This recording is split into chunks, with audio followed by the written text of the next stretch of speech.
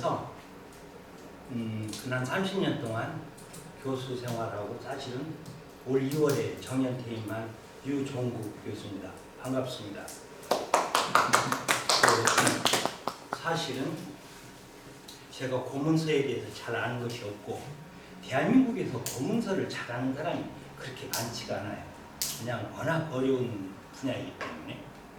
그래서 오늘은 그냥 이야기식으로 고문서에 대한 얽힌 여러 가지 일화를 소개하는 정도로, 전문가는 사실은 전주에 제 친구가 한국학대학원 정신문학연구원 내에 한국학대학원에 있는데 원래 전북대학교 사학과 나와가지고 박물관 직원으로 일하는데 오랫동안 고문서만 다루고 분류 작업을 해와서 전문가가 되어가지고는 그 학교에서 P컵에 갔어요. 정신문학연구원에서 최고 실력자로. 그래서 거기서 안녕하세요. 유 선생님 오셨구나. 근데 이게 그나마 여기 무림 고수들만 모이는 제가 강의를 하려니까 손이 떨리고 유 선생까지 오니까 더 떨리네. 근데 그래서 이제 제가 말도 중에 죄송한데 유 선생님 거시기 고향이 어디예요? 고창이요. 고창? 네. 아 그렇구나. 그래서 그 정경목 선생이라고 실제로 최고 실력가는 거기 있는데 감히 우리가 여기서 그다음에 전북대학교 국문과의 우리 후배 김도형이라고 하는 사람은 좀 그쪽 분야로 고문서 분야로 박사학위 논문을 써가지고 학위 논문을 받았기 때문에 그런 사람들이 실제로 잘하는데 이 지역사회에서 이제 그 비싼 사람 초청을 하니까 돈도 없고 그러니까 싼 사람으로 제가 나왔습니다. 그래서 양해해 주시고 그렇게 이해해 주시면 감사하겠습니다. 강의를 시작하는 게 아는 것도 없고 그래서 제가 좋아하는 구절을 먼저 소개하고 그 다음에 강의를 시작하도록 하겠습니다.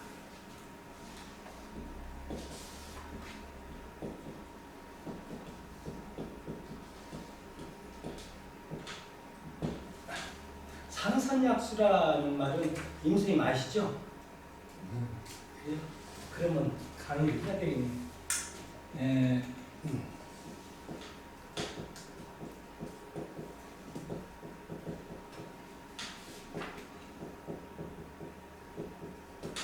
책에는 안 나오는데요.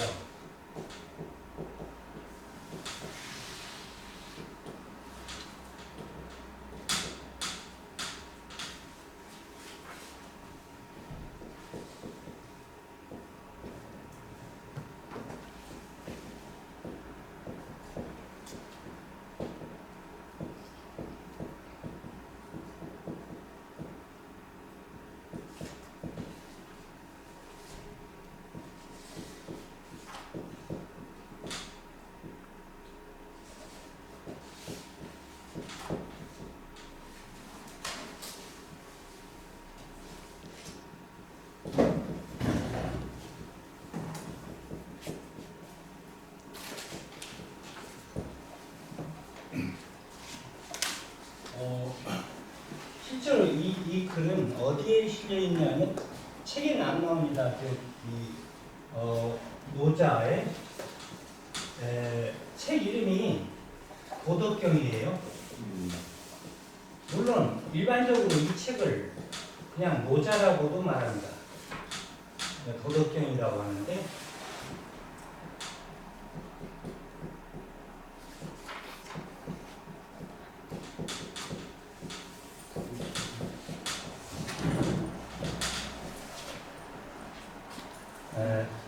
제가 개인적으로는 제일 좋아하는 구절이에요.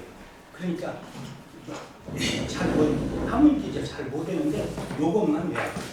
다시 워낙 좋아하는 것이야. 실제로 노자라고 하는 책 또는 도덕경이라고 하는 책이 우리나라 책으로 번역되었어도 얇은 책이에요. 양이 많지 않아. 이 책은 크게 도경과 덕경으로 나누어졌어요. 근데 그놈을 합쳐서 도덕경이라고 해요. 도경 반절, 덕경 반절. 왜 도하고 덕하고 나누냐? 옛날에는 이 개념이 두 개가 합쳐지지 아니라 도라고 하는 개념, 인간 살면서 실천해야 될 어떤 바른 길, 그러니까 이론적인 것이 쓰여 있고요. 그 인간이 가야 될 바른 길로서. 근데 덕경은 뒷부분 반절은 주로 인간으로서 살아갈 길을 실천하는 방법, 실천이 덕이에요. 그래서 이 인간답게 살아가는 이론과 인간답게 살아가는 덕성을 두 가지를 합쳐서 도덕이라고 있고, 오늘날 도덕이라고 영어로는 모랄이라고 하는데, 이 도덕이라는 말이 노자 선생님께서 하신 말씀에서 나온 말이죠. 그래서 도하고 덕하고 합쳐져서 도덕경 이렇게 됐어요. 도덕경이 그렇게 한 권의 책으로 되어 있지만 그 핵심을 요약하면 이런 뜻이에요. 이런 뜻인데 이런 한 문장으로 설명할 수 있는데 그 중에서도 이렇게 그냥 네 글자로 설명할 수 있어요. 노자의 도덕경의 핵심은 상선약수라고 할 수 있어요. 무슨 뜻이냐면 이 상선은 일상자, 착할 선자인데 세상에서 착하고 착한 것 중에서 착한 것들 다 모아서 그것도 상중하로 나누자면 가장 착한 것이 상선이고 그냥 착한 것이 중선이고 조금 착한 것이 하선이라고 한다면 선한 것 중에서 가장 선한 것은 이 약은 이렇게 썼지만 같을 여자와 뭐뭐가 같다 그런 뜻이에요. 만일 약 그러지만 같을 약자로도 쓰입니다. 같을 여자라서 같다. 물과 같은 것이다. 세상에서 착하고 착한 것 중에서 가장 착한 것이 상선은 물과 같은 거다. 그렇게 정의를 내렸어요. 그리고 노자의 철학은 물의 철학이에요. 우리가 물이 자연이라고 하는데 그 물이 자연은 그 물로부터 나온 건데 수선, 착할 선자인데요. 이 선자는 착할 선자고요. 이 선자는 능하다, 아주 잘, 그런 뜻으로 쓰였어요. 그러니까 선창, 선가 그러면 노래를 잘한다는 뜻이에요. 착한 노래라는 뜻이 아니라 그렇게 쓰이는데 수선미 만물이 부쟁하고 물은 주어가 물이에요. 아주 잘 이롭게 한다. 만물을 이롭게 하고 물은 아주 잘 능히 만물을 이롭게 해요.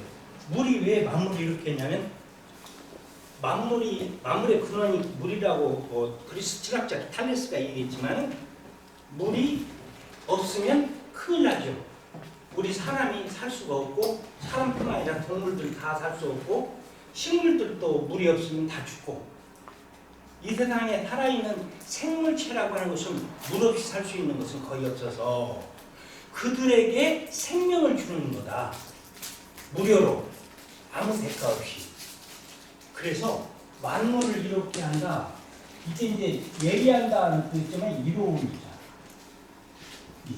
이롭게 하고 아주 잘 만물을 이롭게 하고 순적 다투지 아니한다. 다툴 투쟁, 경쟁하지 아니한다. 뭐하고? 다른 사물하고. 이 물이 만물을 다 살리고 생명을 주고 좋은 일을 해. 물 스스로 뽐내거나 다른 사물에 물이나 산이나 바다나 이런 어떤 그 밖의 사물들과 뽐내며 경쟁하지도 아니한다. 겸손하다. 겸손해 보이. 그리고 여기 만물을 이롭게 하니까 모든 생명을 주는 거고 그나마 생명을 주면서도 뽐내거나 경쟁하지 않아요. 다른 사물과. 그리고 겸손하기도 해요. 실제로. 그리고 또 물은 어디에 처하냐 하면 중인, 많은 사람들, 무리중자, 많은 사람들이 이거는 소유격조사가 아니라 주격조사예요. 이것은 오예요. 소오. 아카락자지만 여기서는 싫어하다, 미워하다. RO. 그러니까 싫어하고 미워할. 싫어하는 바에 처하고. 그러니까 많은 사람들이 싫어하는 바에 처한다. 그냥 물은 아래로만 처해요. 아래로만 위치해. 그리고 더러운 쪽으로 시궁창 쪽으로 내려가요. 그래서 아래로 다운 끊임없이 다운돼 가지고 바다로 내려갑니다.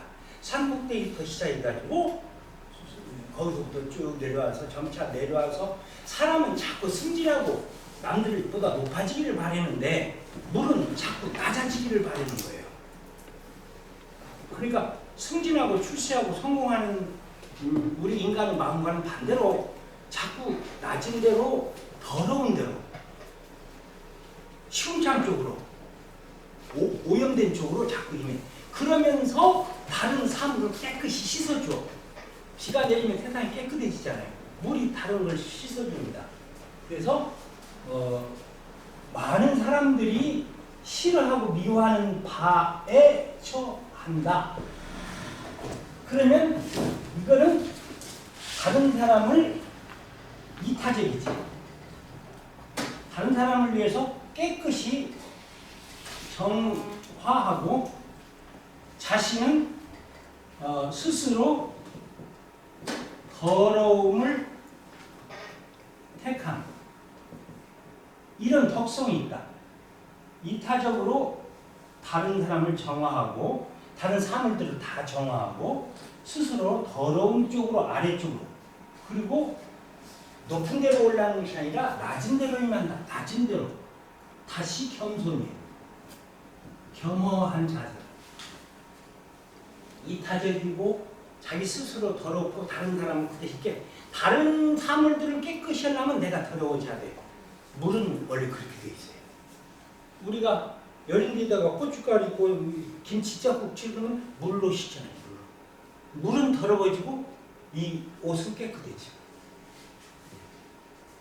그래서 그러므로 기는 거의 뭐에 가깝다 그런 뜻이에요. 몇 기자도 되지만 여기는 거의 뭐뭐에 가깝다. 그러므로 거의 도에 가까우니라.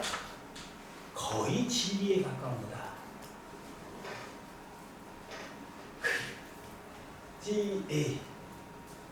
다시 한번 이걸 풀이하면 세상에 착하고 착한 것 중에서 가장 상선, 착한 것은 물과 같은 것인데 왜냐하면 물은 아주 잘 만물을 이롭게 하고 다른 사물과 경쟁하지도 아니하고 생명을 주면서도 겸손해.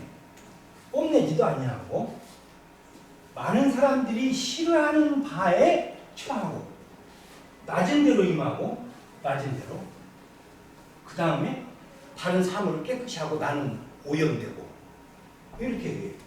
그러므로 거의 도에 가깝다 이렇게 됐어요.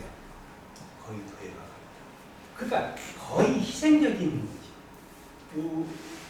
그래서 여기에서 볼 수 있는 것은 생명을 살리고 겸손하고 또 여기에는 말은 안 했지만 순리대로 산다 그런 뜻이에요. 물은 또 위에서 반드시 아래로만 내려 영리하지 않고 순리에 따라서 사는 그런 특징을 가지고 있어서 물이 가지고 있는 생명을 준다, 겸손하다, 순리대로 산다, 아래로 낮은 데로 임한다, 다른 사물을 깨끗하게 하고 스스로는 더럽힌다. 이런 것은 거의 헌신 봉사자예요. 실제로 이런 것은 성인들이나 가능한 일이요. 그러면 가만히 보니까 이런 거 실행한 사람은 아마 예수님이나 석가모니 부처님 정도 된 분들이 아마 이 정도 행동을 옮겼을 거라 이런 생각을 해요. 이게 그런 뜻에서 이게 줄이 주면 아래로 흐르고 정화돼서 깨끗이 흘려서 인위적으로 자꾸 뭘 할 것이 아니라 자연 그대로 놔두면 이런 기능을 수행하기 때문에 그것을 본받으면 된다. 이것이 이제 노자의 무의자연 사상이기도 하고 물에 대한 사상이기도 하고 그렇습니다. 그래서 저는 노자를 한번 읽어보고 핵심만 요약해서 머릿속에 그러니까 이제 우리 여러분들은 노자 책 읽을 거 없어요. 요것만 네 글자만 읽으면 노자 다 파는 거예요. 상선약수라. 한번 따라서 읽어보세요. 상선약수. 상선약수. 노자 다 읽어버렸어요. 따로 읽을 거 없어요. 그러니까 노자 마스터 했습니다. 그러니까 10분 만에. 그다음 10분 만에. 네.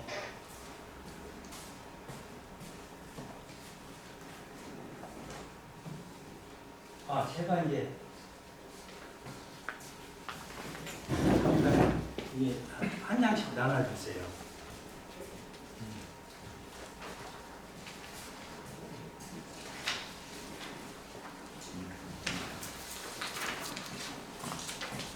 이렇게 된 한문도 비교적 쉬운 한문인데도 불구하고 우리가 해석하기가 어려운데 이제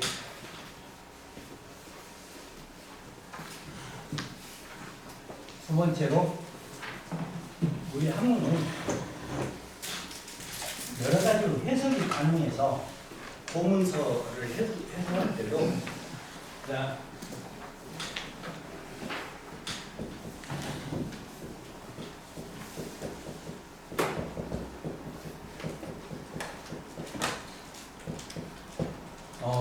호지, 무화초 이렇게 써놓으면요 해석이 세 가지로 가능한데 이 호는 오랑캐 호자예요. 그래서 우리는 오랑캐 밀을 호밀이라고 그러고요. 오랑캐 말을 호말이라고 그래요. 그 호자가 붙은 것은 오랑캐요. 밀도 큰 밀, 호밀, 호, 오랑캐 호자입니다. 그래서 땅지자인데요. 오랑캐 호자도 되지만 한문에서는 음원사로 어찌 호자예요. 두 가지로 쓰이는데 그러니까 이건 해석을 하니까 첫 번째 가능한 것은 오랑캐 땅에 화초가 없다.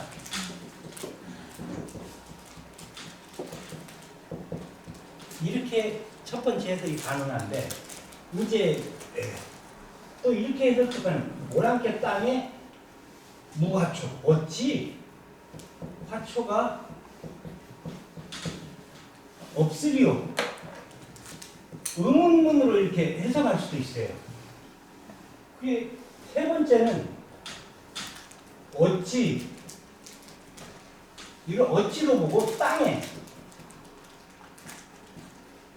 화초가 없으리요. 이렇게 세 가지로 해석이 가능합니다. 제가 대학교 다니면서 우리 스승님이 이걸 해놓고 이게 세 가지로 가능해서 한문이 참 어렵다고 가르쳐 주신 것을 머릿속으로 기억하고 지금 다시 여러분들께 말씀드려요. 이렇게 가능하다. 그렇기 때문에 참 그러면 어떻게 해석하냐. 이걸 경우에 따라서 문맥 앞뒤의 글을 보고 두 번째로는 전체 글의 주제를 보고 이걸 파악해야 돼요. 여기 이것이 맞는가, 이것이 맞는가, 이것이 맞는가. 이걸 선택해서 적시적소를 넣어야 되니까 한문이 그래서 어려워요. 또 어려워요. 그 밑에 있는 예를 제가 들었습니다만은 위에 있는 예도 한번 보겠습니다. 유서 사건인데요. 어느 옛날에 김씨노인이 외동딸 하나를 낳아두고 늦도록 아들이 없었다. 딸을 혼인시켜 딸과 사위에게 집안 살림을 맡겼다. 그런데 부인이 죽었다.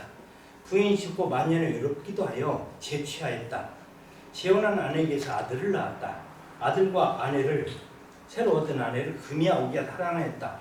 그러나 이 새로 얻은 아내마저 죽었다. 사랑하는 아들은 불과 8살이었는데 김씨가 노쇠하여 죽을 때 유서 한 장을 남겼다.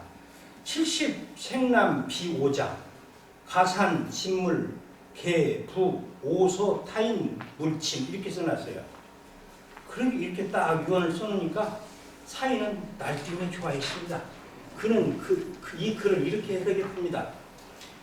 70 생남 비오자 이게 무슨 뜻이냐면 70의 아들을 낳았는데 내 아들이 아니다. 어디 70의 아들을 낳을 수 있겠느냐.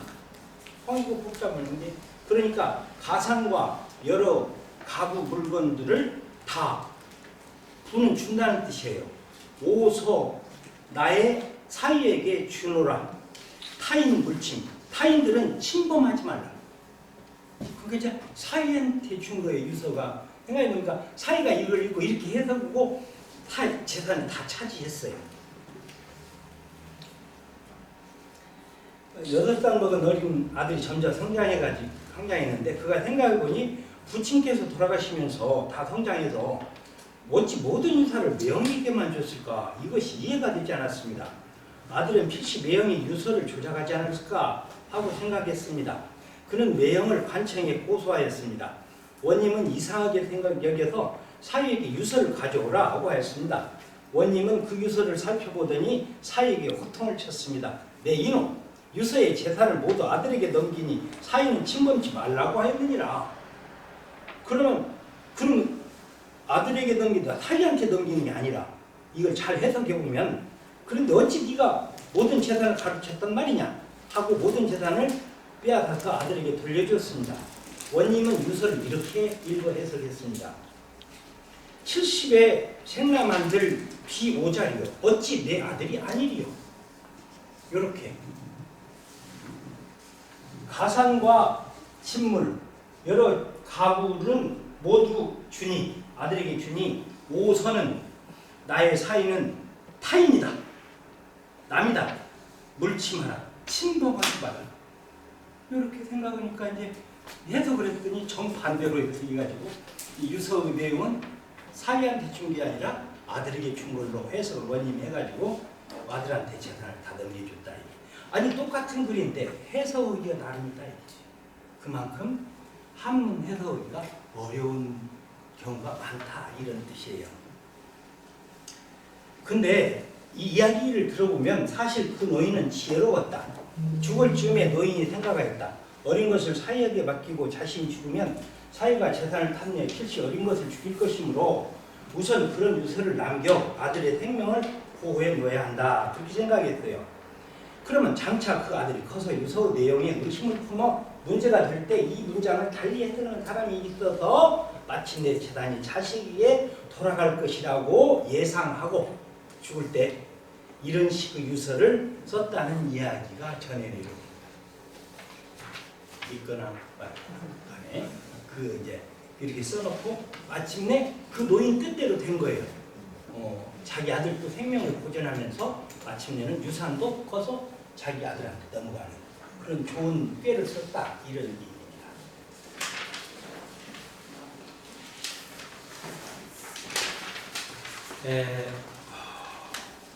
고문서기에 고문으로 들어가서 이제 본론으로 들어갑니다. 이두문 쓰임을 중심으로 고문서는 첫 번째로 고문서를 딱 보면 무조건 초서 부분으로 많이 되어 있어요. 그래서 또 어려운데 우리가 해서만 해도 어려운 마당에 초서를 휘발겨 놓았고 전서라고 하는 거지 비석에다 큰 글자 쓰는 전서도 있으니 이게 보통 해석하기가 쉬운 문제는 아니에요. 그래서 한문 공부는 보통 한 4, 50년쯤 해야 논리가 좀 터져요. 사실은. 그러니까 뭐 10년 해가지고 한문 마스터 있다 이건 전부 다 사기입니다. 사실은. 그만큼 어렵다 이렇게 봐요. 어렵다. 그리고 고문서는 사적인 문서나 공적인 문서나 간에 이두문이 많이 들어있어요. 그러니 더 어렵죠. 더 어려워서 제가 어렵다는 얘기만 하려고 그래요. 저도 잘 모르기 때문에. 그런 이두문을 먼저 소개하는데요. 제가 질문하겠습니다. 백제 시대에 여기 정읍 사람들, 우리 선조들은 그 말을 어떻게 사용했을까? 어떤 말을 사용했냐? 그분들이 살아있다고 하면 1500년 전에 어른들이 지금 살아있다고 한다면 우리하고 대화하면 통할까? 유은 선생님. 예, 선생님 통할 것 같아요? 안 통할 것 같아요? 안 통해요. 좀 안 통할 것 같죠? 네. 근데 사실은 통합니다. 그러니까 이제 우리가 쓰는 필기하는 글자는 다를지라도 말은 통했어요. 제가 이제 태임회 출신 그 유명한 그 과거급제한 송세림 선생이 있어요. 송세림 선생이 쓴 엄연순이라는 책을 봤는데 거기에 뭐가 나오냐면 거식이라는 단어가 나와요. 그 거식이라는 말은 지금 쓰는 말인데 송세림 선생님이 1600년경에 살았었어요. 그러니까 지금 500년이 넘게 세월이 흘렸는데 현재 거시기를 다만 이렇게 한글로 표현 안 하고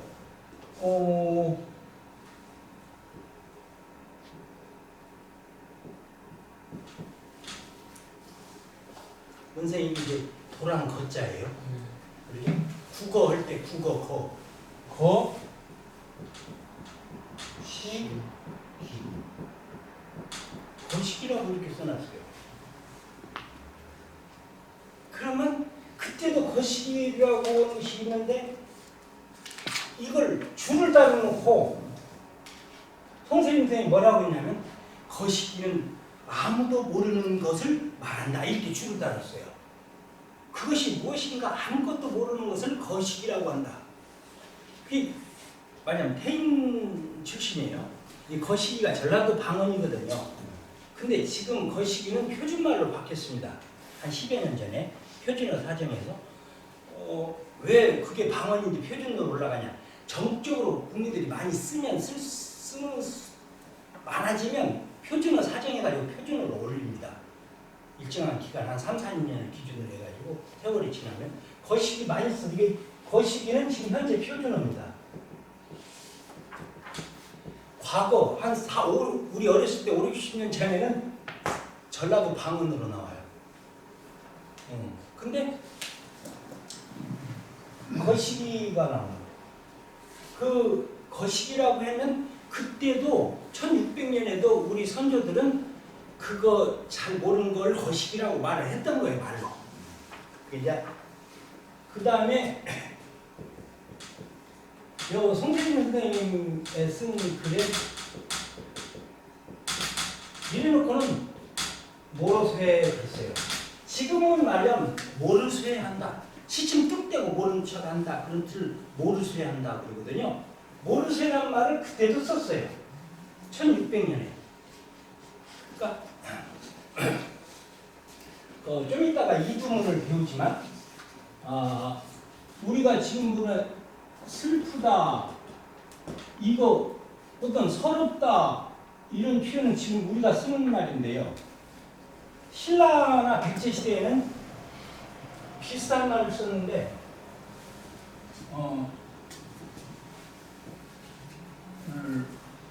이게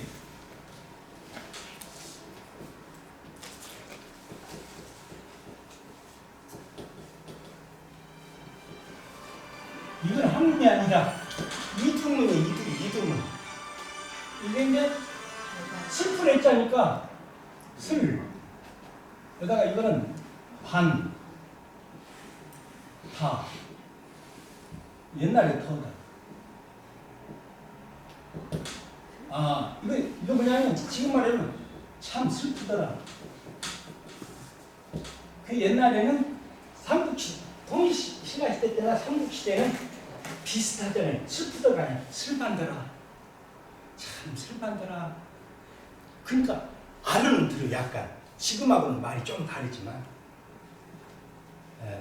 그렇게 진짜 대화 잘 통하지는 않지만 반절은 통할 정도의 말은 된다. 글은 다르지만 말은 이제 이등문으로 슬반다라. 왜냐면 이거는 슬프랬자고. 예.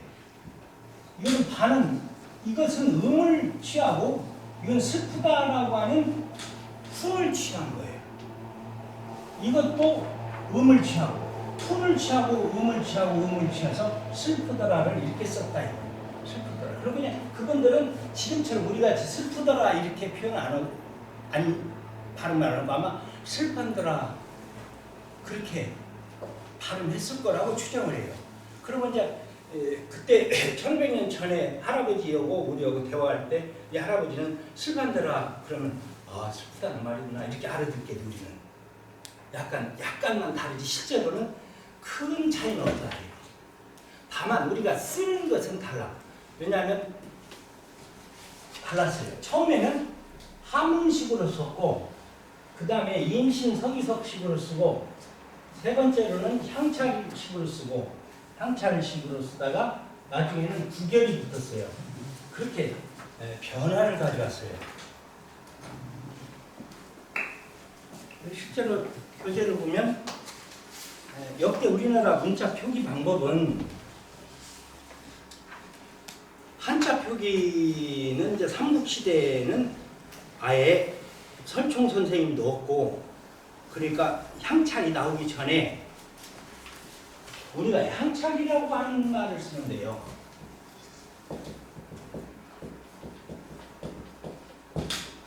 향찰이라는 이 향자는 우리나라라는 뜻이에요.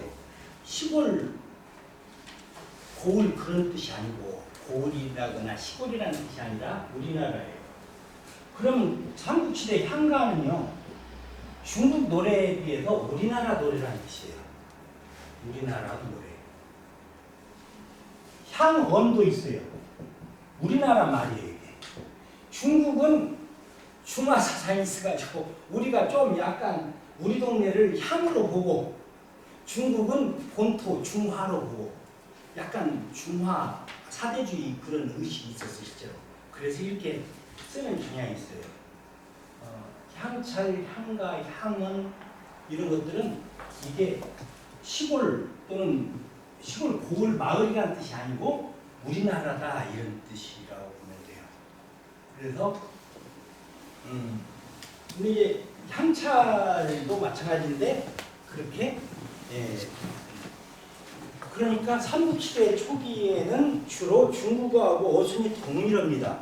주어, 서술어, 목적어 그렇게 나와요. 중국어는 서술어가 먼저 나와요. 영어처럼. 우리는 서술어가 맨 마지막에 나와요. 그것 때문에 더 많이 헷갈렸어요. 우리가 한문 해석하는 것도 순서가 바뀌어져가지고 해석이지 한문만 잘 알면은 순서대로 싹 써놓으면 해석이 매우 쉬워요. 어순이 다르다 이거죠. 중국어 어순이었어요. 우리 한문은. 예를 들자면 중국어 말로는 타스 주거런 이렇게 하는데 우리말로 읽을 때는 타시 중국인 이렇게 읽는데 그는 중국 사람이다 그렇게 돼요. 그러니 그는 이다 중국 사람 이렇게 됐잖아요. 이다가 먼저 나온다 서술어가. 한문 이거 이제 중국어로 발음하면 워시의 한문 이렇게 발음하는데 나는 한문을 배운다. 우리말로 읽을 때 우리는 그냥 한문이라고 읽고 중국 사람들은 워시 한문 이렇게 읽는다 이거죠. 그 다음에 아이니 니는 너라는 뜻이에요. 나는 사랑한다 너를 이렇게 순서가 한문식은 이렇게 돼 있어요. 한문이나 중국어는 똑같이 이렇게 돼 있어요. 실제로 우리말로는 나, 니 이렇게 지금 우리는 읽지만 아이니는 나는 너를 사랑해 이렇게 표현하는 거죠. 그래 동사 즉 서술어가 주어 바로 뒤에 바로 따라 들어오는 건데 이것이 중국어나 한문식 표기고 세월이 지나서 6세기 전후에 삼국시대의 임신서기서기를 임신년에 발견된 친구간의 의리를 지키자고 맹서하고 기록해놓은 돌이라는 뜻이에요. 임신서기석은 화랑도끼리 경상북도 월성군에 소재인 그 돌에 그렇게 새겨져 있어요. 그래서 아예 서기식 표기라고 그랬죠. 임신 서기식 표기를 줄여서 그냥 서기식 표기 이렇게 돼요. 여기서 드디어 어순을 바뀝니다. 어순이 우리나라 스타일로 한문을 쓰되 주어가 먼저 나오고 너를 목적어가 답문하고 사랑해가 세 번째로 나와요. 이것이 6세기 전후부터 느닷없이 한문이 약간 한국어 어순으로 바뀐 거예요. 예를 들자면 임신 서기속이 어떻게 기록됐냐면 자금 3년 이후 충도 직지하고 서무과실이라. 이 문자는 없을 문자예요. 서무과실은 약간 중국식으로 되어 있지만 자금 3년 이후라는 것은 지금부터 3년 이후 충도를 직지하고 충성스러운 도를 꽉 붙들어 매서 잡고 그런 뜻이에요. 그러니까 충도를 직지한다. 우리말 순서하고 비슷해요. 그런데 중국어로 말하자면 자금 2, 3년 후 이렇게 돼야 돼요. 3년 2가 앞에 나오고 3년 후. 그 이유가 이렇게 한꺼번에 나오는 것이 아니라 또 두 번째로는 충도를 직지하는 것이 아니라 한문식으로 쓰려면 직지 충도라고 써야 돼요. 충도가 목적어가 뒤에 나오고 직지하고. 근데 이 우리말식으로 충도가 목적어가 앞에 나오고 직지 서술어가 뒤에 나오는 거예요. 이런 특이한 한문식이 나오길래 아하 어찌 한문치고는 우리나라 스타일 어순식으로 나왔다. 그래서 특이하게 반가워했어요. 그런 글이 쓰이기도 했다가 설총 선생님 창안으로 향사식 표기를 또 시작했습니다. 한자 음과 훈을 들여서 우리말 스타일로 쓰는 방식인데 특히나 조사나 어미를 한자 음과 훈을 필었습니다. 이게 이제 이렇게 써놓으니까 내가 너를 사랑해를 어떻게 사랑하니? 내가 너를 사랑하니까 어떻게냐면 제가 우리말식으로 읽어보면 이 너을 애는 사랑하니 그렇게 돼 있어요. 이는 나고 이는 주격조사예요. 가예요. 너하고 을인데요. 이게 목적격조사 을이에요. 그 다음에 사랑 위자하고 니자가 있잖아요. 한이에요. 할 위자에다 하로 번역하고 니는 니 그대로 그대로. 그러니까 나는 너를 사랑하니를 이렇게 썼다. 설총 선생님 시절에는 새로 항차를 만들고 그러니까 나이 너를 사랑하니 그 다음에 나하고 결혼해주라 뭐 이런 거야. 뭐 이런 말이 나올 수 있어요. 그 다음에 이제 이게 서동요에 나오는 구절인데요. 선화공주 주은. 선화공주 주는 주자는 임금 주자니까 그 님밤 뺐어요. 은은 그대로 쓰고. 이게 주는 뭐냐면 선화공주님은 그런 뜻이에요. 그렇게 이게 향찰식 표기예요. 에반다라도 설반다라. 옛날식 어른들은 그 시대는 아마 설반다라 이렇게 말했을 때 우리 지금 말로는 슬프더라 그런 뜻이에요. 요것은 이제 향가 풍요라고 하는 작품에 나와 있는 한 단어입니다. 그 세월이 지나서 이제 통일신라 시대 끝나고 고려 시대에서 구결을 사용했는데 구결은 한문의 구절 끝에다 토를 사용하여 다는 거예요. 한문을 그대로 쓰고 니, 에, 위, 니, 위, 고, 위, 며. 이 몇 자는 한자가 아니고 그 구결이나 향차를 쓰기 위해서 만든 몇 자예요. 몇 자는 우리말인데 뭐뭐 하며 이걸 만들기가 복잡하니까 이렇게 해서 만들었어요. 이렇게 가지고. 그러자 하며 하고 그렇게 썼어요. 뭐뭐 하며 뭐뭐 하고 뭐뭐 하니 이렇게 써요. 그래서 이제 나는 너를 사랑하니를 이렇게 썼다. 니, 에, 위, 니. 근데 실제로 발음할 때는 그런 것이 아니라 나는 너를 사랑하니 이렇게 비슷하게 발음했을 거예요. 지금도 이제 우리는 그렇게 읽어요. 만물주 중에 유인이 주격조사 이를 이렇게 이자를 이렇게 썼어요. 최기하니 만물 가운데에 오직 사람이 최고로 귀하니 이렇게 썼어요. 이게 이제 구결다는 방식이에요. 그러니까 한문을 해석하는데 이런 것도 좀 없애버리든지 한문만 나오든지 아니면 향장도 빼고 우리 그냥 임신 서기식으로 쓰든지 이게 둘 중에 하나만 나왔으면 출판인데 이 사문서나 법문서가 이렇게 자꾸 들어있어요. 이렇게 구결도 들어있고 이 향찰식으로 표현이 되기 때문에 우리가 해석하기가 더욱더 어려워. 정말로 어려워. 일반적으로 이렇게 이제 3번과 4번 즉 3. 향찰 표기와 4. 구결식 표기를 포괄해서 한꺼번에 이두식 표기라고 합니다. 이 이두 표기는 향찰이나 구결 표기는 당시대 천재 설총의 아이디어로 정리되었다고 할 수 있습니다. 설총은 순창에 가면 설씨들이 살고 있잖아요. 설총 후손들인데요. 요석공주는 태종 무열왕의 딸인데요. 원래 여석공주가 그 실제 660년경에 그 무렵에 김흠운이라고 하는 장군과 결혼했는데 흠운은 이 신라의 장수인데 백제군하고 어디서 싸웠냐 하면은 현재 그때 당시에는 조천성이라고 하는데 지금 충북 옥천이에요. 옥천에서 싸우다가 전사했습니다. 그래서 여석공주가 과부가 됐어요. 근데 사실은 이게 삼국사기하고 화랑시기에 전하는 얘기예요. 실제로 역사책이 전하는 사실은 원효대사가 이제 여석공주하고 결혼했는데 과부잖아요. 여석공주는. 그런데 그 아버지 태종 무열왕이 원효대사를 무척 좋아했어요. 그래서 원효대사하고 자기 과부가 된 딸하고 공주하고 짝을 맺어주고 싶었어요. 근데 이제 태종 무열왕이 언젠가는 명령을 했어요.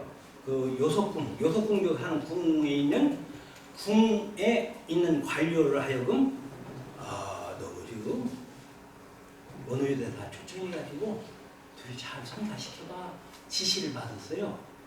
근데 말은 그래요. 원효 스님이 길거리를 가면서 노래를 부르대요. 누가 자루 없는 도끼를 내게 빌려주겠는가? 그렇다면 내가 하늘을 떠받칠 기둥을 깎으리. 그 얘기 참외처럼 그렇게 부르니까 그 노래 소리를 듣고 무열왕이 모셔다가 합방을 시키라 이렇게 지시를 내렸다고 하는데 좀 그 얘기를 그렇게 꾸며준 거예요. 그래서 명에서 원효대사를 모시려고 했는데 원효대사도 감이 있어서 타고난 천재라 일부러 물속에 풍덩 빠졌대요. 그랬더니 궁궐의 관리가 옷 좀 말려가지고 대사님 가시야지 쓰겠습니까? 그래가지고 못 말린다고 딱 요석궁으로 와가지고 요석공주하고 같이 옷도 말리면서 하룻밤을 잤더니 천재 설총이 거기서 태어났다. 이 사실이라고 역사적인 사실. 원효대사가 설씨예요? 설씨입니다. 여기 설씨예요. 원효대사가 설씨. 근데 되게 애지간히 훌륭한 사람들은 그렇게 스님도 과부하고 짝을 맞춰가지고 아들을 낳았다 그러면 불륜이잖아요. 애지간하면 불륜인데 이분은 불륜이 아니고 워낙 훌륭하신 분이라 원효대사. 좋은 일을 하신 거예요. 천재를 낳으셨으니까.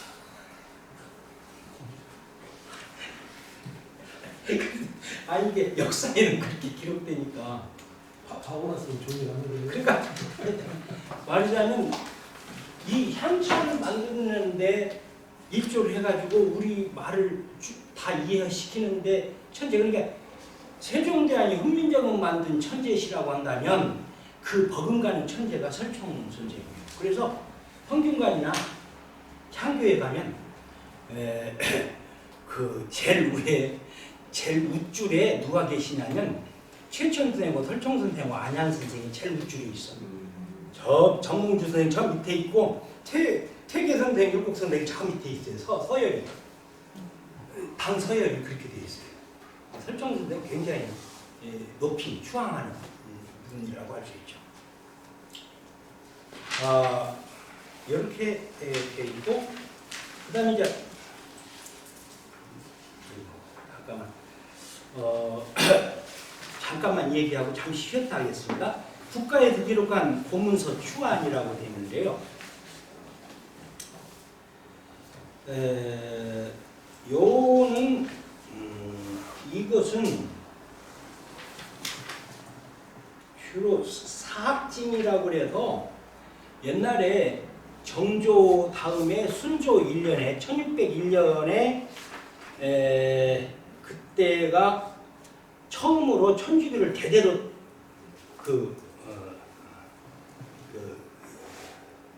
탄압을 해가지고 천주교를 많이 죽였어요. 그 무렵에 문초를 하는 거죠. 예를 들자면 전봉준 장군을 데려다가 공초한 것이에요. 이게 공초글 문장입니다. 기록한 공초글이요. 근데 이 공초글에 공문서에도 이렇게 이두문이 두 곳이나 실려 있습니다. 저기 사진 찍힌 걸로 되어 있는데요. 거기에 두 번째 줄에 보면 백등, 이우집, 여의, 신단 이렇게 되어 있거든요.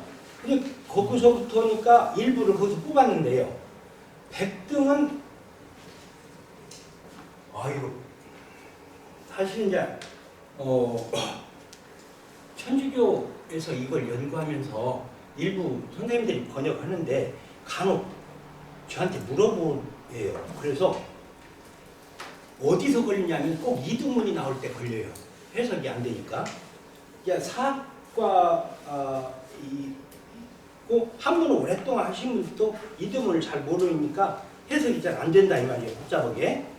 그러니까 백등은 백은요 흰백자인데 무슨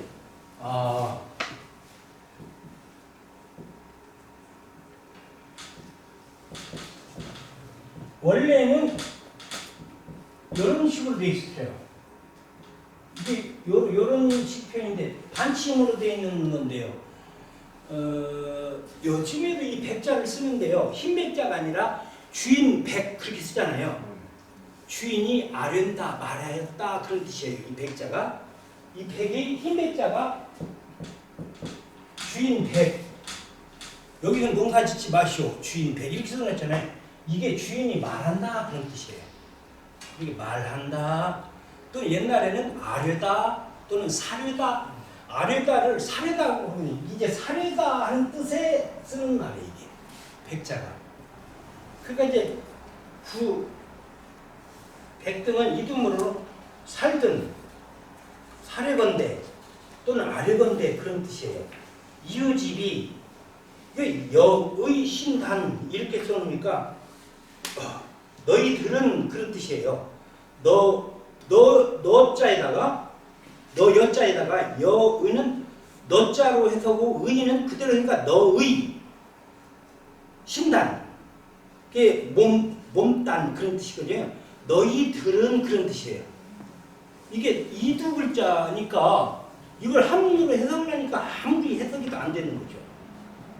너희들은 너희 이전에 불려드려 사연 글 내용을 가져왔고 추문 유관검 즉 유관검에게 추 물어본 즉 언론 모순 말마다 모순이 되고 절절상반 절절히 구구절절히 서로 반대되는 소리만 하고 있고 극히 허탄한 하고 흉한 말과 패설을 일삼으니 아예 여비는 뭐뭐만 갖지 못하다.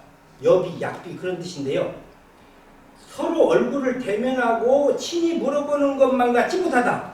그런즉 불과 용이 발구 가히 쉽게 입을 열게 하지 못하겠도다. 그래서 항차 추핵관으로 하여금 제대로 검사 추핵관으로 하여금 조사를 엄밀하게 하게 해서 너희들이 마침내 정령 고백을 해서 죄를 고백하고 천주를 모시는 걸 잘못했다고 하고 하게 되는데 무일호 차상 한 터럭이라도 오차가 없을 것이다. 너희들 솔직히 고백하지 않으면 안 될 거다. 죽을 수가 있다. 이런 식의 문초하는 내용입니다. 근데 이제 여기에 이두문이 두 곳이나 쓰였기 때문에 해석이가 약간 난관이 처해 있어서 이게 이제 이 사람한테 물어보다가 저한테 물어봤는데 저도 잘 모른다고 했어요. 그냥. 그 다음에 이제 그 다음 이게 문초의 글인데 거기는 이두문이 안 나옵니다. 한금 유한금이라고 하는 천주교 신자 신유 박해 때 처형당한 사람이에요. 유한금 동생 관금 이런 사람들이 다 죽었습니다. 이순이 유갈다 그다음 유중철 요한 이런 사람들이 그때 당시 다 죽었는데 한금과 더불어서 서로 교주라고 말하고 교주라는 것은 신부라는 뜻이죠. 천주교 신부라고 그래가지고 각처에 와굴 굴을 파놓고 서로 뭉치면서 무분 아버지도 없다 임금님도 없다고 말하고 오직 천주만 믿는다고 하고 스스로 자절인기 스스로 이 윤리 기강을 끊어버리고 폐제폐사 제사를 폐하고 시이상식 그냥 평상시일로 여겨 그래놓고는 제사도 안 지내고 그리고 요괴항탄지물은 십자가상 이런 것들 그런 것을 갖다가 무소불구 갖추지 않은 것이 없어. 그래서 점차 오염시키는데 개오지추는 그텐 추태로 점차 세상을 오염시킨다. 너희들 천주학쟁이들이 혹 번기도 호남시 거괴 혹 번성한 세력이 번성한 그 무리들 가운데서 번성한 일을 뭘로 삼냐? 호남의 우두머리로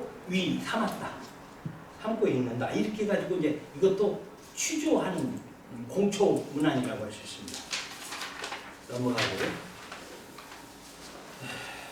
제가 이제 전번에 사내미 면지를 만들면서 상주사를 어떤 땅을 못된 스님이 팔아먹었는데 매도문서를 이제 발견해가지고 그걸 번역을 하는데 번역이 잘 안 되는 이유가 이두문이 많이 나와요. 이두문이 13곳이나 나와. 이 문서에. 그러니까 공문서에나 이 사문서잖아요. 매매문서니까 이 사문서에도 이렇게 많이 나왔습니다. 거기에 대한 설명이고요. 상주사 매도문서는 잠깐 10분 동안 쉬었다가 다음 시간에 수업을 계속하겠습니다. 가지고 번역하는 겁니다. 상주사 매도문서에 대한 후기인데요. 한 두 페이지를 건너뛰면 이두문이 13곳에 있다. 이 곳이라고 하는 말을 일부러 첫자도 쓰고 또 이제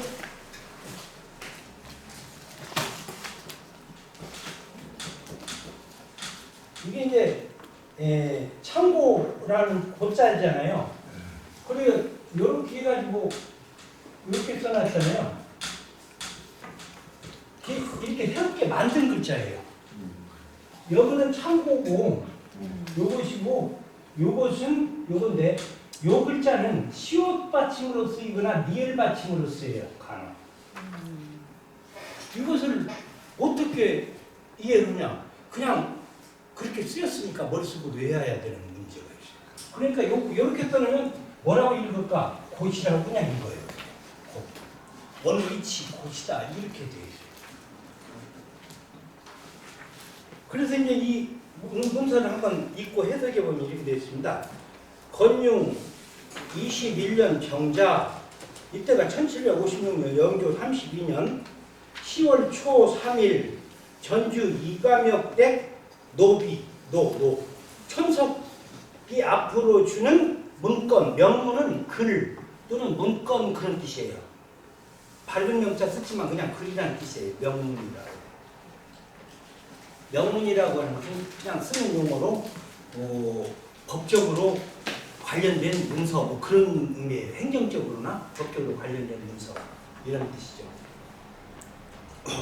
우위 명문 사당은 이게 이제 여기서부터 이두문이 나와버리는데요. 이 우는 오른쪽에 이게 옛날 문서는 제목이 오른쪽에 있고 이제 편지도 이렇게 써요. 이렇게 여기서 이제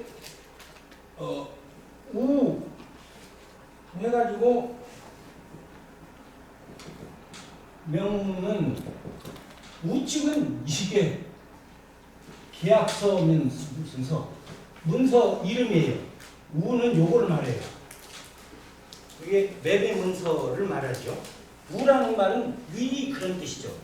여기는 우라고 쓰지만 우리가 세로로 쓰기로 하자면 위에 있는 그런 뜻, 위라는 뜻이에요. 세로 쓰기로 해서 그렇지 가로 쓰기는 위에 있는 그런 뜻이에요. 그래서 위에 있는 문건에서 하원 1인즉 이거 해석할 때는 하원 1단 위자는 위호사단이라고 되어 있는데요. 위호사단은 저는 명문사단이 그런 뜻인데 사단은 이름으로 위에서 만든 문건에서 하원 1인즉 이런 일을 했다 이런 뜻이죠. 본사 보함 기후에 보함이라고는 암자 터 뒤에 있는 불량답은 부처님한테 제사 지내기 위해서 그 지은 논이에요. 짓는 논. 그 논 19두락지 곳을 두락지기. 이게 지기 옛날에 마지기 할 때 글을 쓰는 두락지기 마지기 할 때 쓰는 용어인데요. 그 마지기 곳을 세 을자 썼는데 이게 그냥 을이에요. 목적격조사 을. 니을로만 쓰기도 하고 을이나 늘로 쓰기도 하고 을. 불량한 사승 보경이가 잠입한다. 잠귀 매식 팔아먹었다. 누구한테? 김생원댁 노비인 복섬에게 팔아먹은 고시온 바. 이게 처시호소는 곧 이 혼바 그런 뜻이에요. 팔아먹은 고시온 바 이런 뜻인데요. 이것도 이두문이에요.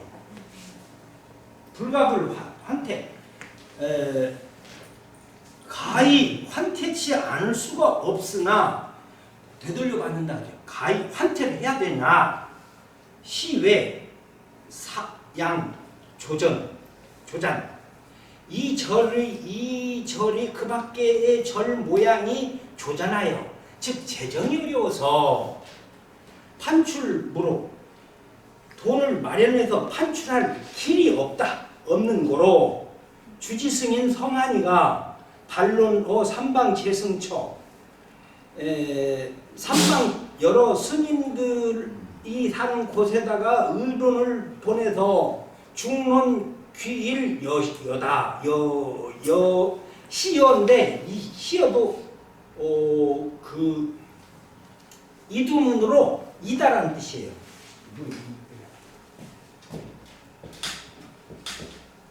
뭐뭐이다. 서술형 병결은 뭐뭐이다. 이것이 여자가 다냐? 이거 향찰고 이거 무조건 다라고 읽어요. 그러니까 향가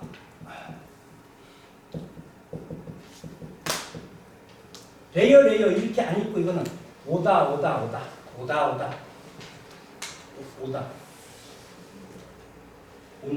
이런 뜻이에요. 실제로 현재 영어로 온다 그렇게 읽어요. 온다. 다로 입니다. 그러니까 충문을 한 곳에 모았습니다. 본사 소관 산록국 내을 경계 이게 뭐냐? 본사 소관의 산록국을 안으로 이렇게 경계를 갖다가 정하기를 어디까지 팔아먹을 계획이냐면 동쪽으로는 어디 이르냐면 길 서쪽에 이르는 은봉치까지 시켜는 이고요. 근데 이는 이고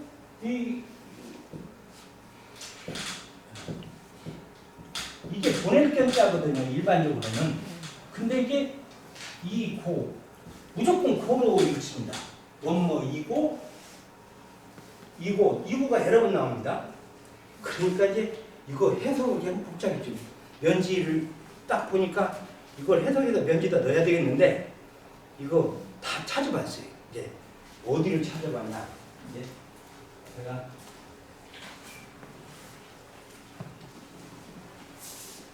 이 국문과를 다니면 이두 사전이 필요해요. 왜냐하면 향가 해석을 해야 되기 때문에 이두 사전이 있고 이두 독선 직선이라고 하는 건데 일본 시대 일본 놈이 쓴 겁니다. 일본 학자가 쓴 게 일본 말도 나오고 그래서 요 두 책을 보고 그렇게 읽어야 되는구나. 그러니까 이게 자주 찾아보고 하는 거예요. 그러니까 시간이 많이 걸리죠. 이게 이두가 나오면 그래서 또 응봉치까지 이고 청룡 중에서는 이렇게 좌청룡 우백호라고 해요. 청룡 쪽으로는 곧 이등치 밖에 있는 화장곡까지 이고 내백호 쪽으로는 백호 등으로는 곧 소지석탑 이까지이고 외백호로는 주토치 이 대로를 한 개로 하고 그런 뜻이에요.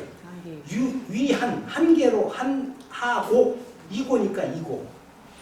안산은 앞에 있는 산 이게 자리로 볼 때 안산은 곧 대야 넓은 들 월변 그리고 넘어서 편에 남쪽에 암자 남암 남암사라고 하는 절까지 가서 북쪽 산기슭에 이등치 대로를 경계로 정하다 위가 됩니다. 이렇게 했으니까 이제 이것은 하다예요. 거기까지 한다. 그 다음에 가절 전문이라는 말은 수건데 흥정해서 깎고 또 올리고 한 흥정한 돈의 액수를 100냥으로 서로 바꾸기로 하고 돈 100냥과 이 경계가 되는 땅을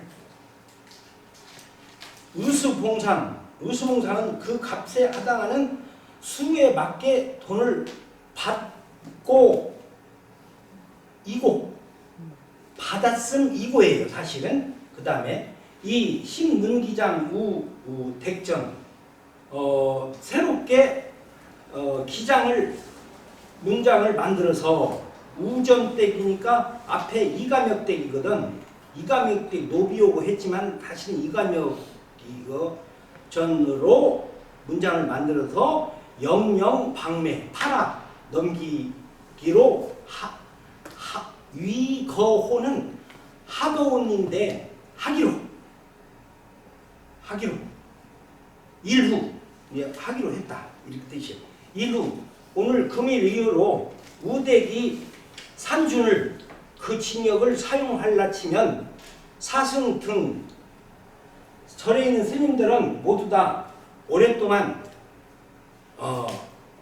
금양하고 잘 보호해서 뜻을 가지고 일제히 그 뜻을 가지고 일제히 저명 글자로 사인하고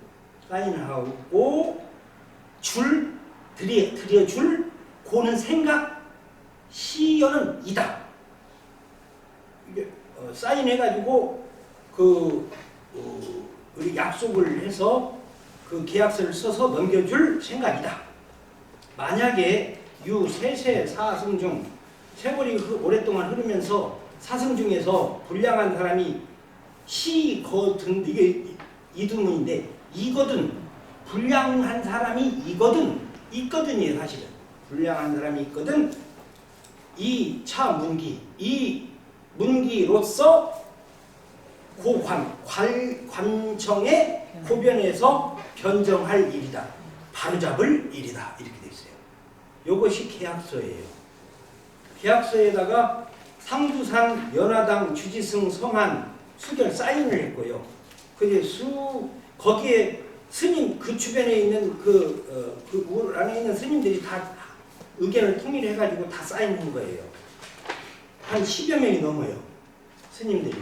그래서 이걸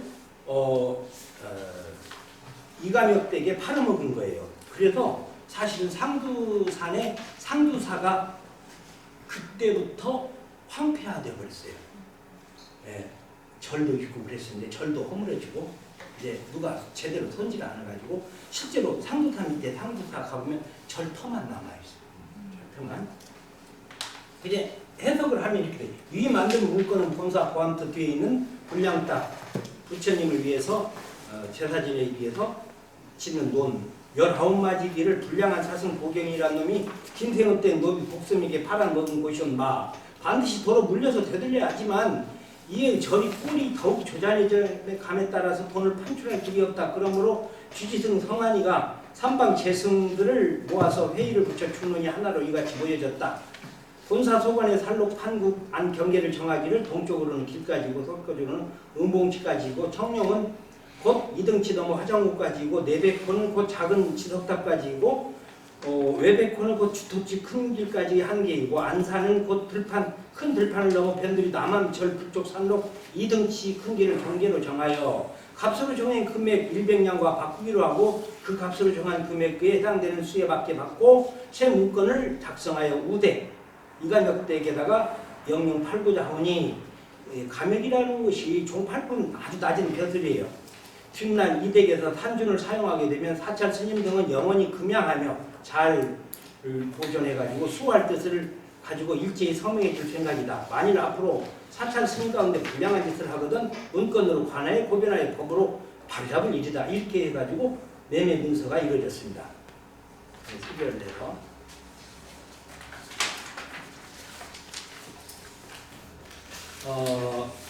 우리 정읍지역에 관련된 자료를 주로 모았는데요. 개국공신 2화의 공신록권이 그 다음에 3번에 나오는데요. 여기도 이두문이 좀 나와요. 그래서 이게 공문서인데요.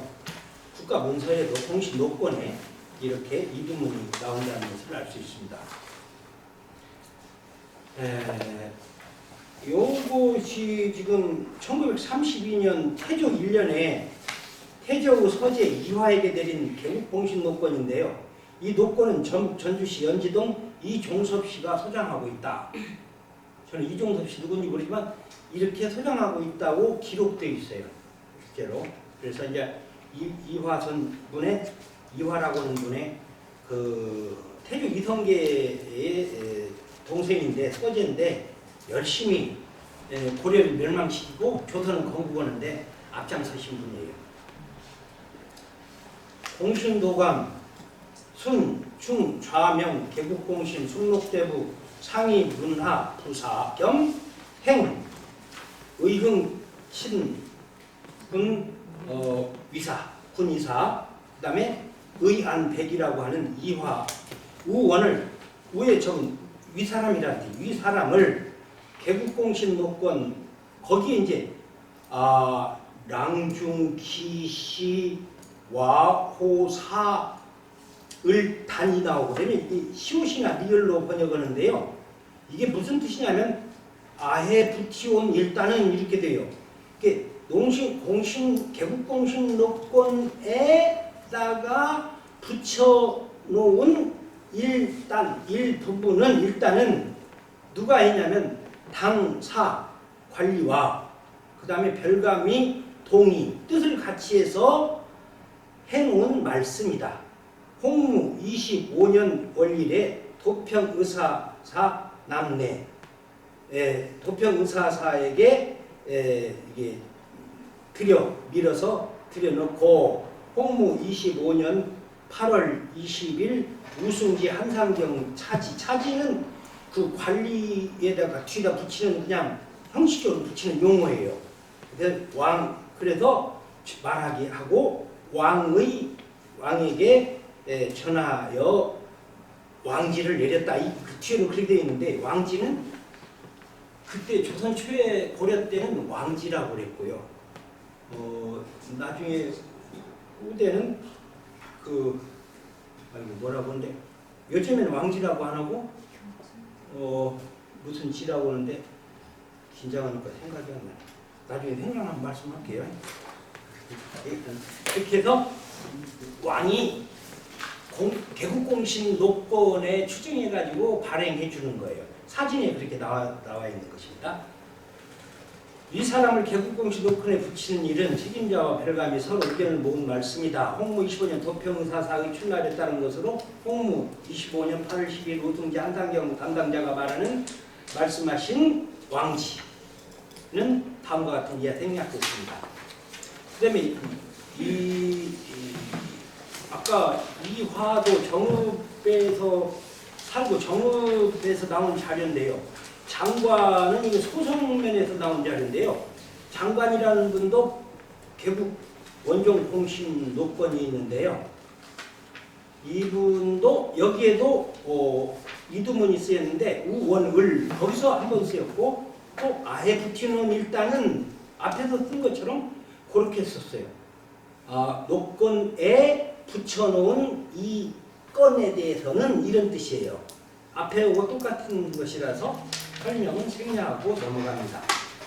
그 다음에 김혜련의 개국공신 노건은 요것은 칠부 산해 쪽에서 그 도강김 씨들이 사는데 그분들이 가지고 있는 노건이에요. 그 선조라고 하시죠. 김혜련이도 조선 개국공신입니다.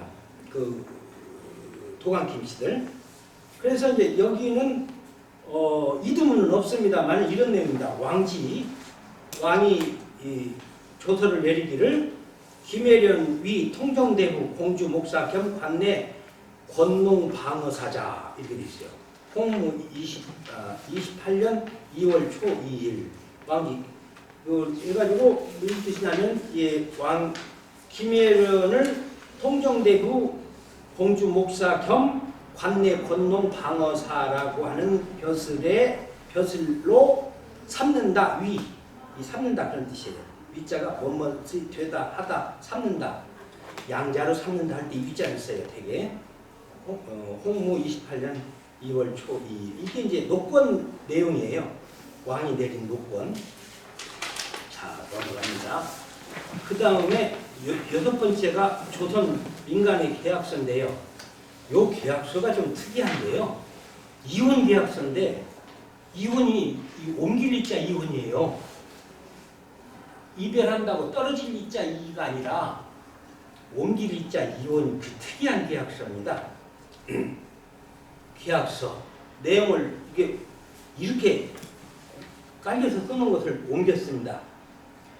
우약사 은 본인의 처가 불합급으로 이혼 혼인을 옮기다니 나를 떠나서 다른 남자한테 주는 거예요. 다른 남자한테 값이를 넘기는 계약서예요. 그래서 옮길 이자 이혼 계약서예요. 이거 특이한 것이라 제가 신문하는데 어떻게 조선시대에 이런 일이 있었는가 하죠. 본리 최응대 처인바 혼비 20원을 적정하여 영영 허급이되 이후에 약유 환론즉 이 차 계약으로 거부할사 이렇게 되어 있어요. 다음과 같이 우약사 계약하는 일은 본인의 처가 불합급인에게 나오고 딱 맞지가 않아. 성격이 안 맞아서 내가 이게 미칠급자인데요. 재방변 없어도 미칠급자예요. 거두들이다 서로 각시로 다루다 이런 뜻이에요. 그게 다루거나 거두들이는데 합당하지가 않다. 그래서 혼인을 옮긴다. 이게 무슨 얘기냐면 각시를 너한테 넘겨주겠다. 누구한테냐면 어디에 우는 본 마을 최응대의 처라고는 이게 최응대가 사는 곳 그 집으로 각시를 넘겨준다. 얼마에? 그 각시를 가져가는 비용 혼비가 20원으로 적정하게 정해서 영영허급 영원히 허락해서 주어 돈 받고 20원 받고 이후에 만약에 뭐 다시 바꿔달라 환원시켜달라 하는 의논 말이 있는즉 이 계약서로서 근거를 삼을 일이다 이렇게 돼 있어요. 그러니까 대정 일제시대 때 1913년 양 2월 12일 약정인 창평군 옥산면 지방리 정칠봉이 이 각시를 넘겨주는 거예요. 최응대한테. 그 아버지도 최칠봉은 지장을 찍고 아버지는 정여진은 도장을 찍고 보증인으로서 조재환 씨하고 김영식 씨가 도장을 찍었어요. 그래서 이제 이혼 계약서인데 넘어가 보면 최근 우리나라 이혼율이 세계 3위인데요. 최근 황혼이혼이 급증하고 있다. 그렇다면 100년 전에도 이혼이 가능했는가? 조선시대에 이혼이 쉽지는 않았지만 가능했다. 일제감정기에도 이혼이 가능했다. 1914년에 이런 일이 있었으니까요. 사람이 사는 곳은 어느 시대나 마찬가지인 모양이다. 소개할 문서는 1913년 작성된 이혼 계약서이다. 이혼이 아니라 이혼인 점이 특이하다. 혼인관계를 옮긴다는 계약서이다. 이혼과 재혼을 한 장 문서로 두 개를 한꺼번에 해결하는 셈이다. 이에서 제시한 바와 같이 북한문 혼용으로 작성된 것을 우리말로 풀어보았다. 남편 정칠봉이 20원을 받고 아내를 같은 말에 사는 최응대에게 넘겨주었다.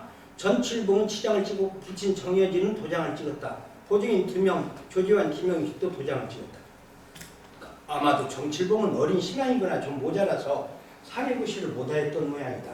추측이지 어디까지나 꼭 그렇다는 거 아니고 그가 좀 모자라다고 할지라도 자신의 아내가 어느 날부터 같은 마을에 사는 다른 사람의 아내가 되는 상황을 지켜보는 심정은 어떠했을 것인가. 더욱이 한 마을에서 같이 살면서 자주 보게 되는 상황에 부닥칠 경우에는 어떠했을까. 혹은 가난하고 힘없는 칠봉이가 권세 있는 친구에게 아내를 빼앗기다시피 한 것은 아닐까. 혹은 두 부부가 공부한 것은 아닐까. 또 궁금하지. 사실은 잘 모르겠어요. 그 다음에 7번째는 조선 민간의 한글 편지인데요. 요것은 이제 누갈다 초남이 일기 남매 이렇게 되어 있는데요. 감옥에서 신유 박해 때인데요. 사형 선고를 받은 아들 이경도가 자신 모친 권씨 부인에게 보낸 녹중 편지이기도 합니다. 왜 남매가 떴냐면 이순이가 쓴 편지하고 또 남동생 이경도가 쓴 편지하고 같이 한 철로 묶어져서 그냥 초남기 일기 해도 되는데 남매라는 말을 썼습니다. 이렇게 누갈다는 이순이를 말하는데요. 그건 한글로 되어 있는 건데요. 고문서는 고문서지만 한문으로 안 되고 한글로 되는데요. 사실은 한문도 어렵다지만 한글로 흘려 써서 써놓아버리면 더 복잡합니다. 그게 한글도 막 휘갈겨 써가지고 편집글 그렇게 쓴 거 있어요. 참 입장 난처인데 그것도 전문가가 있어요. 저는 전문 아니에요. 이제 요 정도는 읽을 수 있지만 이보다 더 막 날려서 써놓으면 정말로 못 읽어요. 자는 오늘날 순결을 다하고 올리나니 극악 대인으로서 특별한 은혜로 격에 부르시니 마땅히 상등 예와 열정을 바라야 죽는 것으로서나 써 가품이 올사오나 평생의 죄태 도천하와 이러한 기은의 총을 받잡고도 마음은 목석 같사와 감무이 들이온지 아니하오니 아무리 무한 인자를 생각하오나 어찌 부끄럽지 아니하며 엄벌이 두렵지 아니하리고. 이순이 누갈다 초남이 일기 남인데요. 그런 내용으로 되어 있는데요. 해석을 하면 어머니 소자가 극악 대죄로서 사형 선고를 하는 주님의 풀근을 받고도 사형 선고는 천주교 신자로서는 특별한 은혜라고 생각했어요. 순교자가 되는 것이 큰 은총으로 생각했어요. 그러니까 얼마나 신앙심이 깊은가를 상상하기 우리는 어려운 얘기예요. 마땅히 주님을 위해 즐거이 죽어야 함에도 불구하고 순교를 해야 함에도 불구하고 마음이 목독 같아서 눈물도 나지 않습니다. 주님의 무한한 인자로움을 생각하면 어찌 부끄럽지 아니하며 주님의 엄벌이 두렵지 않겠습니까? 주님을 위해 감격의 눈물을 흘리면서 죽지 못하게 되어서 어머니께 송구스럽고 천주님께 죄책감을 느낀다는 내용이다. 이런 내용으로 되어 있고요. 그래서 힘이 박해에 대한 설명이 되어 있고 한글로 쓴 옛날 공문서를 한번 소개했습니다. 제가 최근에 8번째 것은 그 윤지충과 권상현이라고 하는 분이 정조 때 신주를 불사르고 폐제분주 제사를 폐해서 국가에서 큰 난리가 나서 두 사람을 전주 남문 밖에서 사형시켰습니다. 우리나라의 최초의 순교자예요. 천주교 입장에서는. 정조 때는 가급적이면 천주교 안 죽였는데 신주를 불살라버리고 제사를 폐하고 해가지고 유교와는 정반대되는 일을 했기 때문에 정조도 부득이 판결을 해서 사형을 내려버린 거예요. 첫 순교자인데 이분의 그거를 무덤이 어딘지를 몰랐고 그분들의 유고를 찾지를 못했어요. 오랫동안. 왜 그러냐면 한문 해석 때문에 그랬어요. 근데 이두문도 하나 나오는데 이다. 요거 이제 신은 나라는 뜻이에요. 간혹 신자를 잘 안 쓰는데요. 나, 오, 나, 여 이렇게 쓰는데요. 나, 아자를 쓰는데 신여 존창 왕견 신부 어 개동 최인길과 이잉 위 요고 향제이라 적로 유어 지충 상현지 총하 고의 신위 신부왈 차시 아국 교중 고명인지 총시여 이다요 이다. 즉 신부왈 성교 공부 약지 성품이면 즉 당건 천주당어 기인 묘상 타일 동방 성교 대행이 되면 즉 양인 차 양인 총 당입어 천주당 천주지내 이 천당지내 이렇게 되어 있어요. 이 천당이 간다는 뜻은 아니고요. 내가 유광검이는 아까 유한검이 동생인데 거기 초남리 저기 이선현 초남리에 살던 신자인데 이분도 돌아가셨습니다. 유광검이도 사형을 받고 내가 이존창이라고 하는 또 분과 더불어서 신부를 만나뵈러 개동 서울 개동에 있는 최인길가로 가서 보았는데 그로 인해서 요고 향제 신부님 모시고 요거는 맞아들였다는 거예요. 향제에 대한 해석이 문제였어요. 옛날에 기존의 역사학자들이 고향으로 맞아들였다 이렇게 해석했는데요. 이 향제가 무슨 뜻이냐면 고향집이라는 뜻이에요. 이 제자가 차례제자인데요. 집제자도예요. 그래서 제가 이제 이게 고향집이다. 그러니까 고향집 근처에 뒷부분 보면 무덤이 있다 이거죠. 그래서 적로유 이 적은 때마침 그런 뜻이에요. 때마침 로유는 길을 경유하게 돼서 어디 있냐면 윤지충과 상현 권상현의 무덤 아래를 경유하게 된 까닭으로 내가 신부에게 이르러 말하기를 위 신부왈 차시 아국 교중 고명인지 총이다. 이것이 뭐냐면 우리나라의 천주교 가운데서 아주 고명한 사람의 무덤이다 라고 얘기했어요. 그러니까 신부왈 그러니까 곧 신부왈 천주교 공부를 많이 했으면 거의 만약에 그래가지고 성인 품에 이르면 성인의 격에 오른다 그러면 곧 마땅히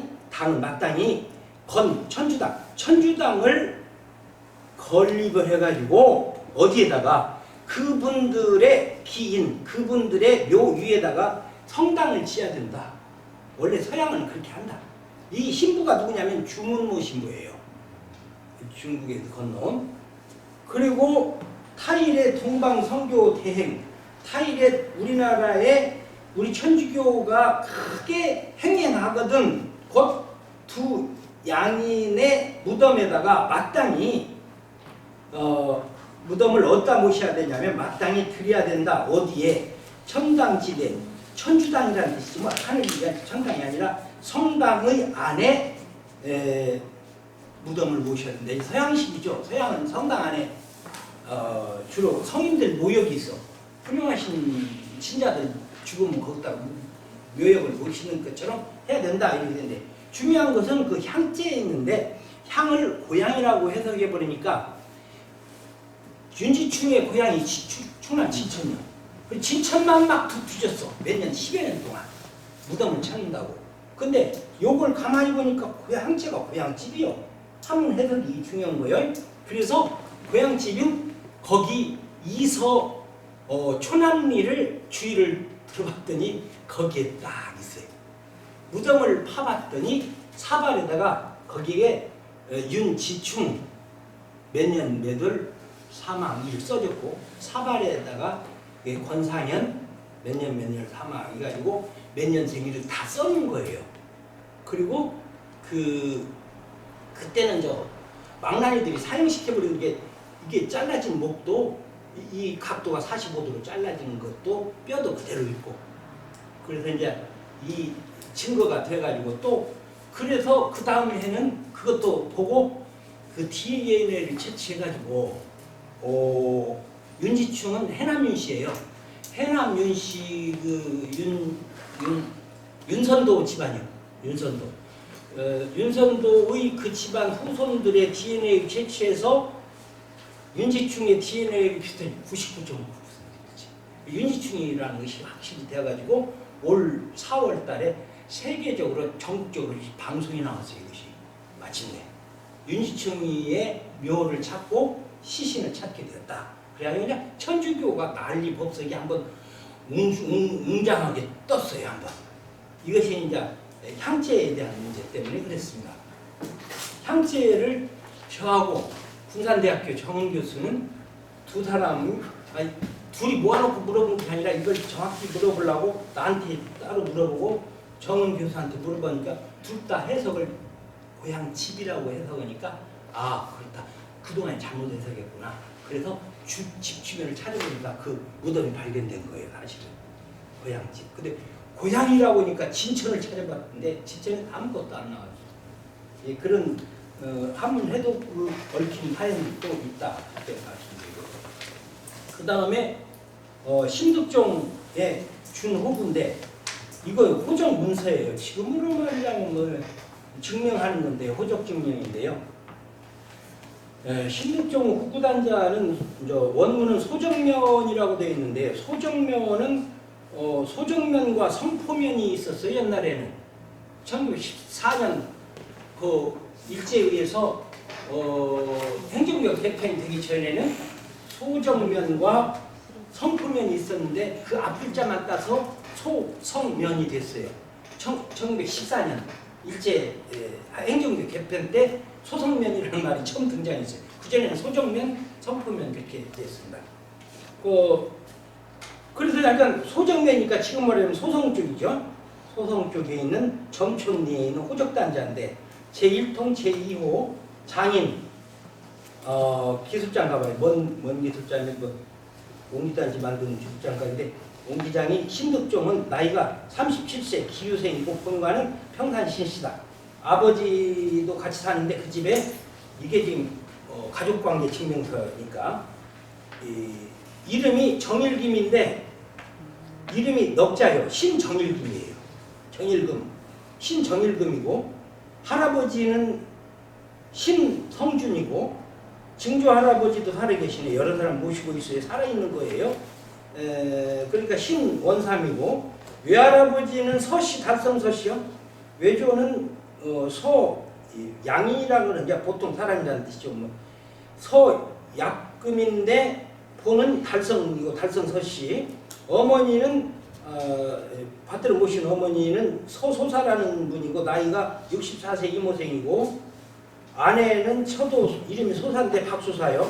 박소사는 나이가 32세 갑인생이고 본관은 밀양 박씨고 저같이 식구로서는 이게 부라고 돼 있는데 자기 아버지 부가 아니라 처갓집 장인어른인데 이제 박씨니까 아내가 박씨니까 처 아버지는 박천득이고 처 할아버지까지 모시면 박원일까지 모시고 있고 또 있어요.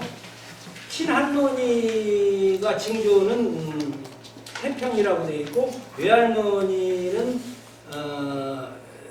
태천이고 전주 이씨인가 봐요. 좀 확실히 모르겠는데 저 보면 전주인데 확실히 모르는데요. 임오년 호구상준 이걸 호구하고 서로 비교하니까 딱 맞다 그런 뜻이에요. 행군수는 군수란 뜻인데요. 품계는 높지만 벼슬의 등급이 낮을 때는 행자를 붙여요.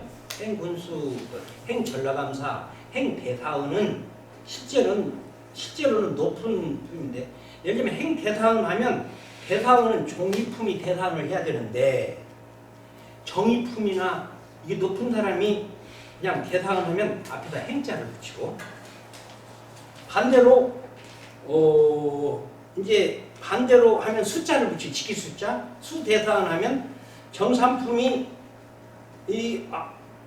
그 품계는 낮은 정산품밖에 안 되는데 종이품이 해야 될 대사은을 정산품이 대사은을 맡으면 수대사은이라고 이렇게 써요. 그러니까 이제 우리가 행, 수 요것은 자주 우리가 비석이라든가 족보에 자주 보이는 글자예요.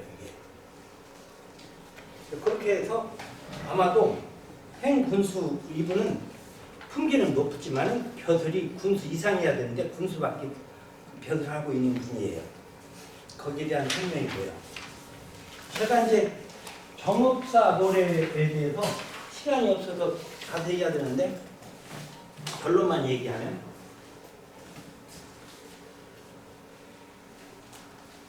이것도 한문 해석의 문제인데요.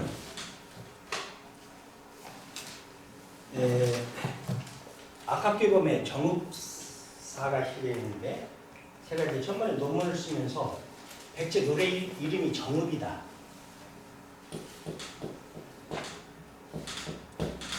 실제로 아깝게 보면 뭐라고 되어 있냐면 제기, 창, 정읍, 그리고 차 이렇게. 그러니까 제기가 여러 기녀들이 정읍사를 노래한다. 그리고 달아 높이고 노도샤 이렇게 가사가 나오는데요. 이렇게 해석을 원래 이렇게 안 하고 이렇게 띄어서 해석했어요.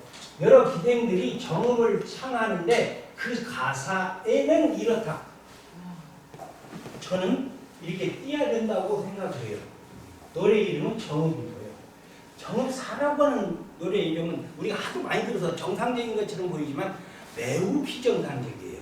사자 들어가는 노래가 없어요. 거의 역대 삼국시대부터 지금까지. 근데 이제 거기 자료를 보면 아깝게 본 원문에 요 그림에 보면 세 번째 줄에 제, 기, 창, 정읍사, 전강, 달아, 높이, 분보드샤, 어기야, 머리건, 빛이 오시라 이렇게 한글로 가사도 나와요. 아깝게 보면. 근데 이제 동동도 그런데 한 장 넘기면 삼국유사 원문에 중인, 창, 해가, 사, 왈이 나와요. 구호 출수로 노래 이름이 그렇게 됐어요. 여러 사람이 해가, 사를 노래하는데 이르기를 이렇게 해석은 안 되고 이것도 마찬가지로 중인이 여러 사람이 해가를 노래하는데 가사의 왈 이렇게 해석이야 맞아요. 그러면 옛날 우리 선배 학자들이 나처럼 이게 해가를 그 사왈 띄어읽기 하는 교수님들도 있었어요. 옛날에 학자들도. 근데 이제 양주동 선생이나 유명한 조윤재 선생님들이 유명한 꺼럭꺼럭거리는 서울대나 연고대 교수분들이 다 이런 걸 붙여서 해가사라고 해버리고 저것도 정사라고 해가지고 잘못 오랫동안 교과서에 실려 있는 거죠. 이것은 제가 호언장담하는데 정비 맞습니다. 그게 왜냐하면 띄어쓰기 잘못해가지고 나온 것인데요. 안자선 선생이라든가 그 밖에 여러 선생님들이 그렇게 했고요. 우리 조선왕조실록에 정읍사라는 말은 안 나와요. 전부 다 정읍 만기. 만기는 느린 곡. 정읍악 이렇게 나와요. 정읍사 만기가 아니고 정읍사 악이 아니고 정읍악. 정읍 음악이라는 뜻이죠. 그래서 보면 고려사에도 다 정읍이라고 노래 이름이 나오지 정사라고 안 나와요. 고려사 악지 소각주에도 정읍 이렇게 나와 있어요. 정읍에 이런 노래가 전한다. 산 위에 올라가서 남편을 기다리면서 부른 노래다. 이런 해설이 나오는데 그것도 제목이 정읍이에요. 고려사라고 하는 역사책에도 조선왕조실록에 실려있는 것도 그렇고 동국 여제승람의 망도석과 관련된 노래 이름으로 정읍이라고 되어 있어요. 정읍사안이요.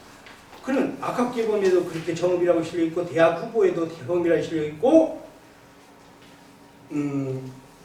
그 밖에 조선 후기에도 수제천이란 말이 나오기 시작했는데 그걸 여기다 설명해 놓는데요. 그 밖에 여러 가지 음악책에도 다 정읍이라고 되어 있어요. 실제로 일제시대까지도 정읍이라고 이름이 나와요. 그런데 이제 양주동 선생하고 조은재 선생하고 우리 선생님들이 약간 깜박해가지고 깜박하니까 오랫동안 가요. 이제 그리고 실제로 허균이 쓴 시에도 한 시에도 노래를 이런 실험절기시 중에서 기승전 전부에서 자진 막자 급한 tum소 정읍을 노래하니 이렇게 돼 있어요. 정읍사를 노래하냐. 이게 선비들도 다 노래 이름은 정읍으로 알고 있지 정읍사라고 하지 않았다. 그 다음에는 그 시기에 허균이나 이익, 성우 이익이라고 하는 실학자도 정읍 이름 노래 이름을 정읍이라고 했다. 이렇게 나와요. 그래서 결론적으로 말하자면 정읍사는 틀린 표현이고요. 노래 명칭을 정읍으로 하여 맞습니다. 실제로 이렇게 맞다라고 주장하는 학자들이 최근에 한 10명도 넘어요. 젊은 학자들이. 그래서 아마 세월이 좀 어느 정도 지나면 국어 교과서에 정읍사라고 안 실리고 정읍이라고 실 거다. 이것도 띄어쓰기를 딴데기를 잘못한 탓이라고 할 수 있어요. 그리고 결국은 이것도 고문서를 잘 해석하지 못한 결과라고 볼 수 있습니다. 그러면 한 10년 지나면 바꿔줄 텐데 그때까지 건강하게 사세요. 자, 오늘 강의는 여기서 마칩니다. 수고하셨습니다.